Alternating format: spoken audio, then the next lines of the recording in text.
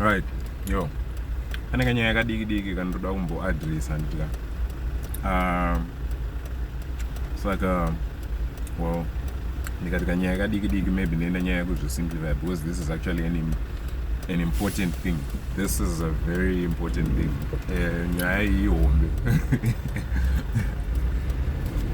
But ndoda kuitaura nekanzira kadiki.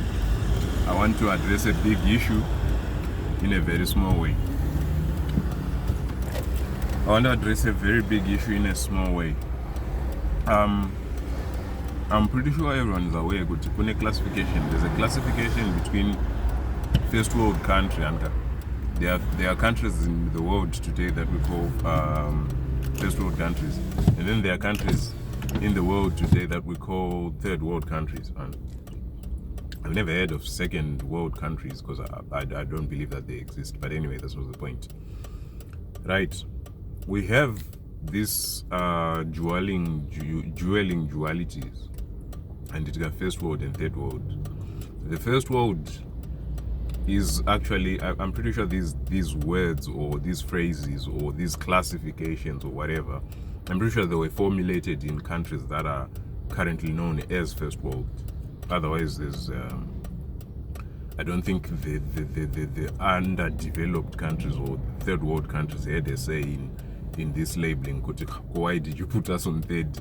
What happened to second? But anyway, before I go too much astray, and this has led to a lifestyle, to a society rather, a society. The people in underdeveloped countries or so-called underdeveloped countries are looking up to developed countries or first world countries. They want to be like them.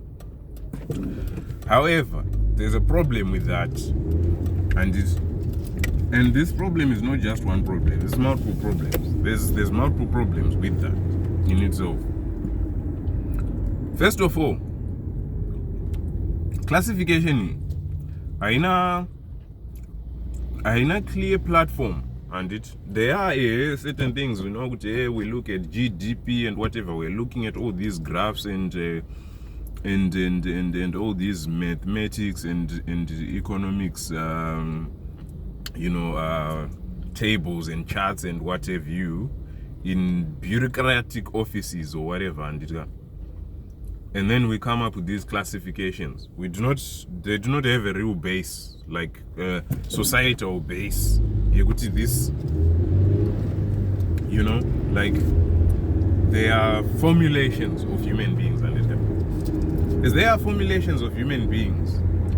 Pine that disparity. Now people in the third world look up to people in the first world. We want to be like them. We want to have freeways. We want to have spaghetti roads. We want to have tallest buildings. No one is telling you about how unsustainable all this shit is, and you find it's always a race, right? It's always a race of development. I'll give it from my own perspective, from my life's perspective.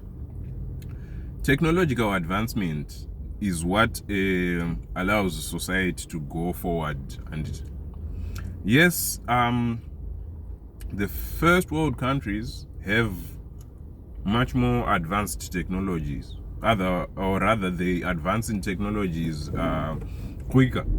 Why? That's a whole other story as well, which goes to the availability and use of resources. The availability and distribution of resources, and which, when you reflect, without even going too deep into that topic, availability and distribution of resources, we all know, most of the resources that are used in first world countries come from the countries that are usually labeled third world countries. underdeveloped countries. That's where the resources come from. So how does that work? Like why is that happening? But if you have the resources there in your country, but you are underdeveloped, how does that even make sense? It makes no sense. Yeah. But anyway, that's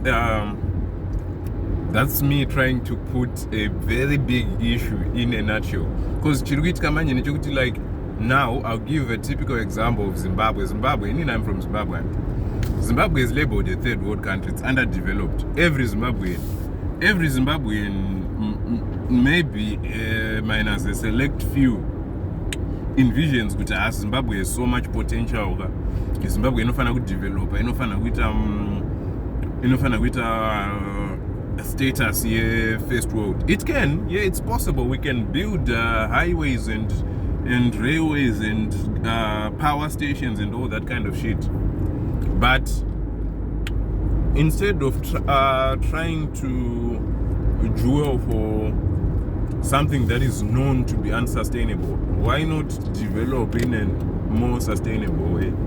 Like, I know now we are still talking about other issues before we even start talking about development. But when we do talk about development, let's not, especially politicians, when they're talking about we're gonna bring spaghetti roads and all this shit. Is that shit sustainable? Do we need that stuff? We do need development, yes, but what kind of development do we need? That's an important question.